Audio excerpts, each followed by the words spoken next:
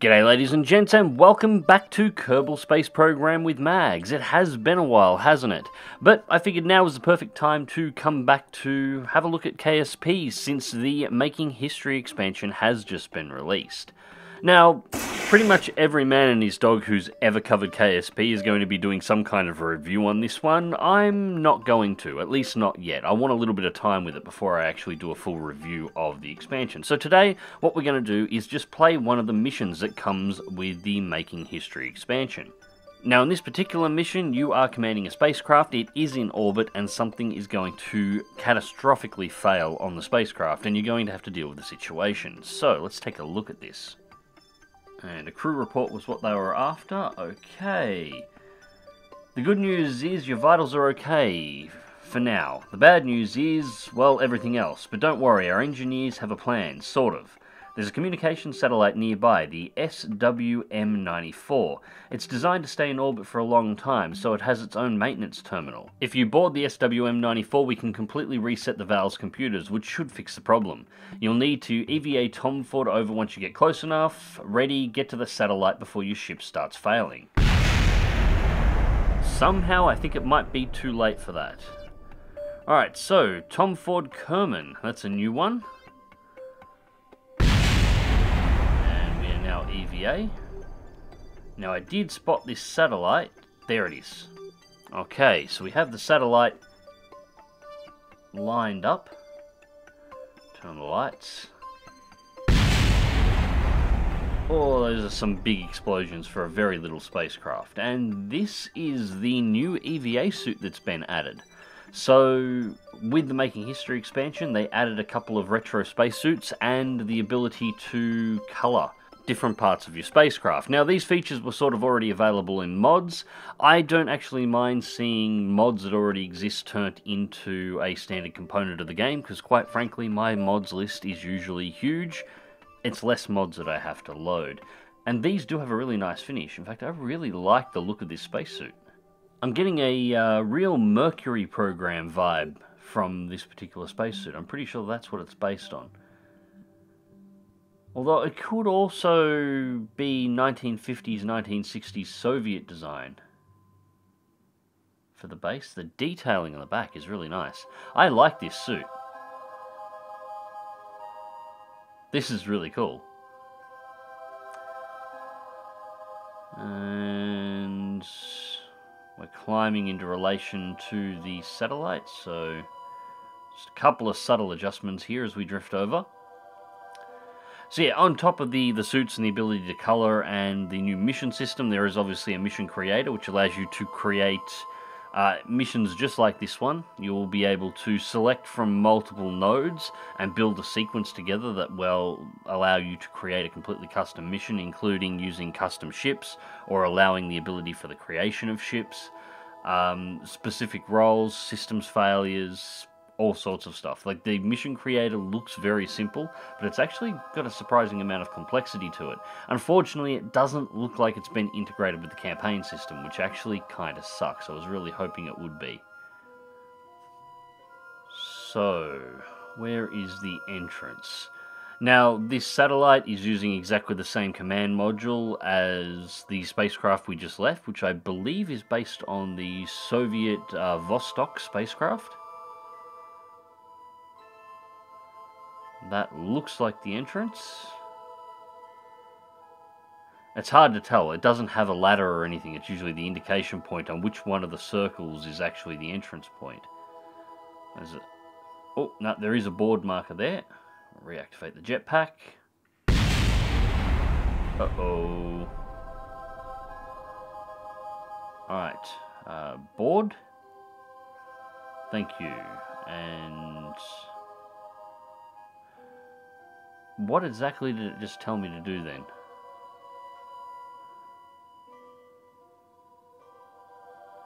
Great, you've made it. Transmitting a crew report will initiate the reboot. Okay, so crew report and transmit. You made it. Well done. We're sending the reboot message now. Yes, it looks like your engines are back online and the cascade has quit. Are you ready for the next bit of bad news? The electrical failure fried the Val's systems pretty well, so one of you will need to land the SWM-94. Good thing we equipped our satellites to deorbit, huh? Land as much of the Valskod as you can near KSC so we can do a post-mortem on it. Okay, fair enough then. Well, Telford, I hope you have the badass trait, because you've got to land a satellite rather than a spacecraft. But first things first, there's really not much to this thing. It doesn't have a lot of fuel tanks on it, doesn't really have a lot of anything on it.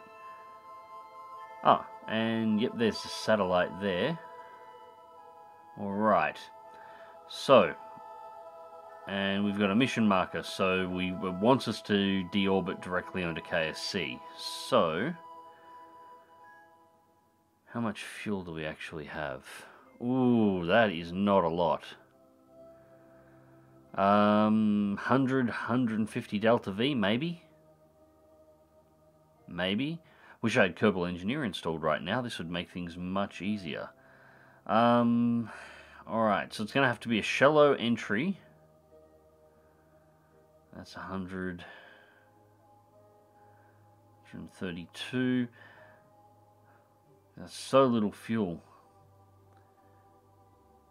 I don't want to build a re-entry profile here that has a reliance on a lot of Delta V, because I don't have a lot. 120. That seems like a good bet. That's going to go too far, I think.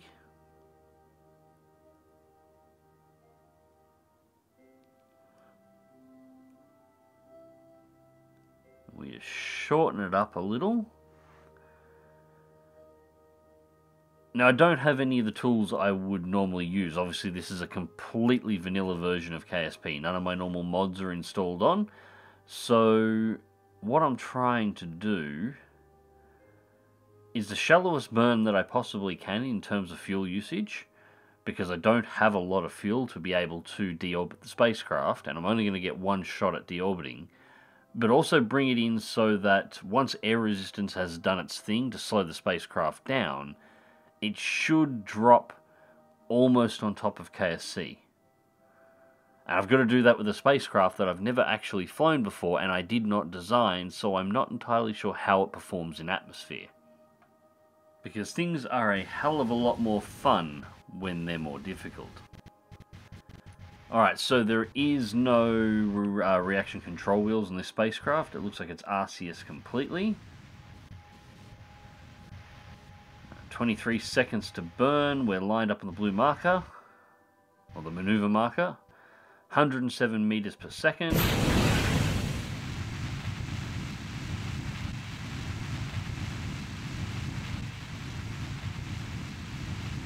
And we're almost done.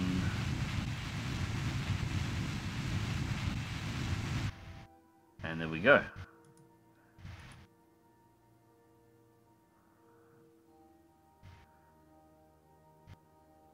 Alright, it does look like we have the right profile.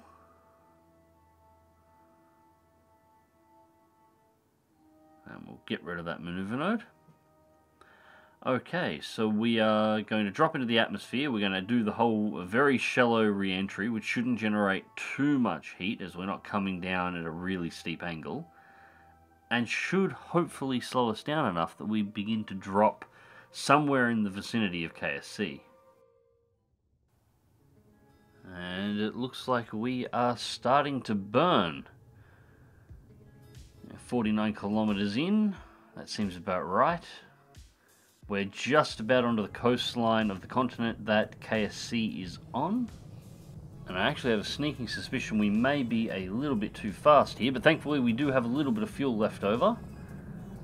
I don't know how much of a difference it's going to make. The engine on this pod is not particularly big, but at least it doesn't look like we actually have to shorten it up too much. It looks like we're only going to get about halfway across the next ocean.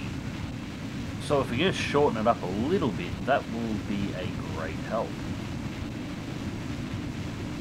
And filled out, and it looks like we only took the edge off it a little bit. So get rid of that fuel tank. And at this point we're ballistic. We have no control, we have no thrusters, we have no guidance, we have nothing. We just have to hope that the atmosphere will slow us down enough that we are not going to overshoot KSC. Now, how big is our target zone? 2,500 meters. That's not too bad. We've got a 25 kilometer bullseye here to try and put our ships down in, so 1,500 meters a second, 30 kilometers, and we're almost directly above KSC at this point, and we have not dropped anywhere near enough. Come on, slow it up. 1,200.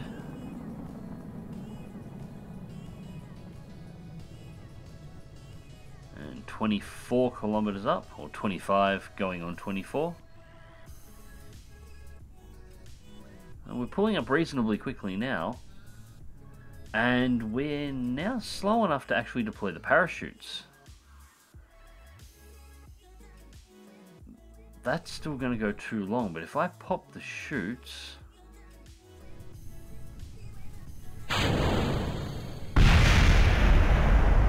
Oops, something exploded. And there's our parachute. Okay, so it should significantly increase our drag. And hopefully keep us within 25 kilometers of KSC. Almost there, and... Oh, where is it? There it is. Touchdown! Another happy landing. Now bring the rest of the crew down in the satellite. Okay, so we hit within 25 kilometers, so that is the pod done. Now, where exactly... No, not set as target. We want switch 2. Okay, so first things first, let's take a look at this bastard's orbit. Now, we're orbiting alongside of our main ship before, or at least satellite was. So we've overshot the KSC landing area. So at this point, what we're going to want to do is, well, we'll set up a practice maneuver node just to see what we can organize. And then we're going to time accelerate a full orbit around the planet, or not quite a full orbit around the planet, to bring us in for the entry corridor for KSC. Now, this thing has more fuel, so we can afford to do a little bit of a harder burn from the looks of this. Now that's 378 meters per second. 90 fuel and 110 oxidizer. Yeah, you know what? Let's go with that. We'll go with that burn. I reckon that'll be pretty close. And we should have a little bit of fuel left over that will allow us to adjust it as is necessary. 2 minutes to maneuver, so time to orientate the spacecraft. So RCS and SAS activated and retrograde. Now, this is a really, really odd ship design.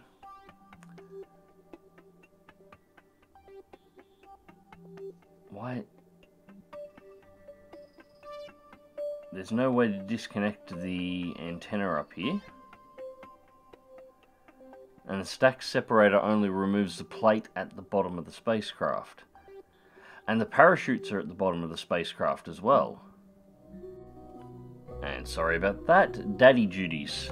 Okay, so, anyways. Engines are on the bottom. Parachutes are on the bottom. Let's get rid of that bottom plate. That's our only stack separator. The rest of this satellite is coming in as it is. We can fold up the solar panels, but that's about it. Now, with the engines and the parachutes both on the bottom, but no heat shielding on the bottom, and the only heat shielding being on the pod at the top, what we're going to have to do is fire the engines, perform the deceleration burn, and then flip the spacecraft 180 degrees to point the satellite dish prograde. That way the satellite dish and then the pod with the ablator is taking all of the heat of re-entry, but hopefully the parachutes will be out of the thermal shockwave, so they will not get destroyed by the heat of re-entry. Alright, so let's take a look and see how... Oh, shit, we overburned. Alright, looks like we're using the rest of the fuel. Set ourselves to stable and then elevate the nose of the spacecraft. And bring up.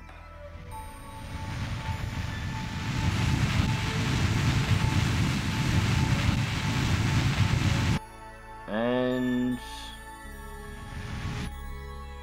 that's it, we're out of fuel. Alright, so we got our flight path back over KSC. That was a massive screw up on my behalf. I overburned. I should have been watching from the map view rather than just trusting the maneuver node on that one. And taking a look at our trajectory on that map, once you take into account the atmospheric braking we're going to get, we're actually going to fall short of KSC, and there's nothing I can do about it at this point. Thankfully, there isn't a mission marker up over KSC for bringing this one down, so I don't think it really matters where I land it, so long as I land it. Haven't even hit the thick part of the atmosphere yet, and we've already managed to pull, speak of the devil, already managed to pull most of our trajectory back to KSC, so if we're lucky we might make it to the mountains. That's about as good as we are going to go.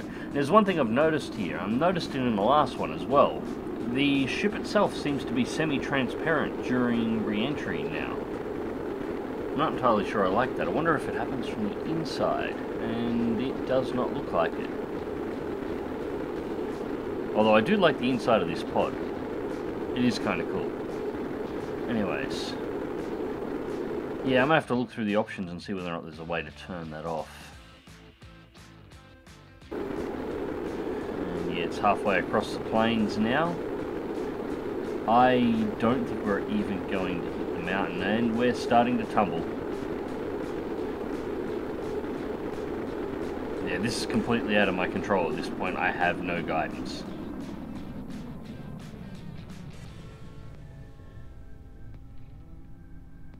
Alright, so we're out of the fire now at the very least. Yep, we're not going to make it past the mountains. We're going to crash somewhere on this side of the mountains. That is fine as long as the ship stabilizes itself, although it shouldn't really matter at this point. I can pop the parachutes at any time. But before I do that, I would much rather get this thing stabilized. And okay, now we're down at 277 meters per second, 14 kilometers up, and we actually seem to be okay again. So dish is now pointing forward, and I'm hands off controls and it's staying stable. So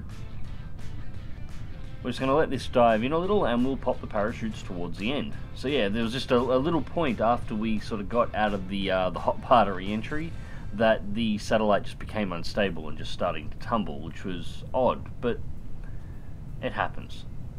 This is not exactly a design that I would go with for a satellite or for a re-entry vehicle, so yeah. So I'm just going to wait a little bit longer to pop the parachutes. I do have to remember that the altitude gauge in the ship is based on sea level, and we're probably at least 1 kilometer out of that to ground already, so we'll pop the parachutes just after 3 kilometers. There we go.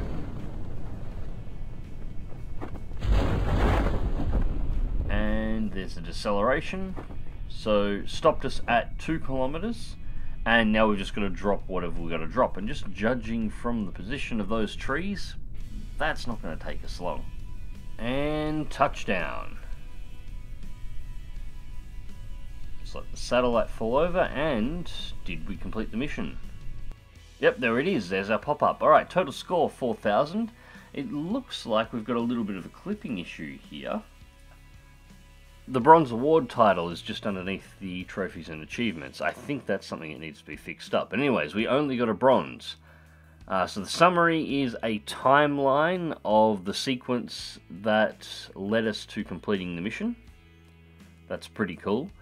Since this is only a bronze, I imagine we landed too far away from the Space Center, and it probably, at a guess, being this kind of a challenge mission, wants me to bring the satellite and the spacecraft into the atmosphere at the same time and then transfer in between them, rather than bringing them out at one at a time. No matter, save and quit.